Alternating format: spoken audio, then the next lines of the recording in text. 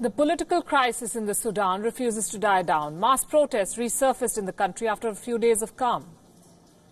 Thousands of protesters took to the streets in capital Khartoum demanding a return to civilian rule. The biggest protest since the crackdown on pro-democracy activists on the 3rd of June that killed dozens of people. So what led this country to its current state and how did it all begin? Our next report has the latest from the Sudan.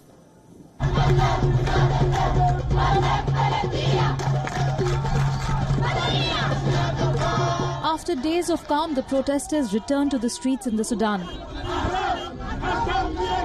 Tens of thousands marched in the capital Khartoum demanding a return to civilian rule.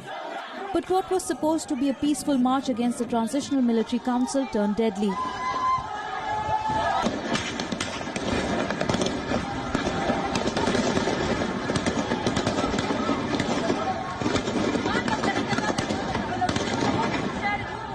Seven people lost their lives and hundreds were injured after the protesters were shot at.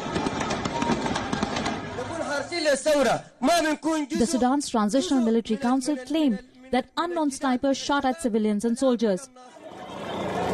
Despite months of protests and a deadly crackdown by the military on the demonstrators, the battle for a democratic government in the Sudan rages on. So what led the country to its current state? It all began in December last year with the people protesting against the dictatorial rule of President Omar al-Bashir. After months of protesting, the demonstrators occupied the square in front of the military headquarters on April 6th, demanding the army force the president out. On April 11th, the army announced the president had been overthrown after ruling the country for nearly 3 decades.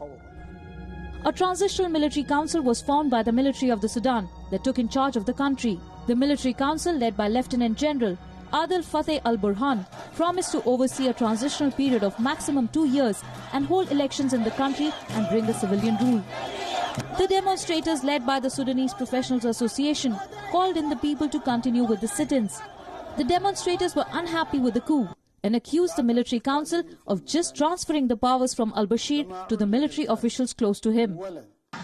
The protesters continued their demand that the military rulers immediately hand over power to a civilian-led government.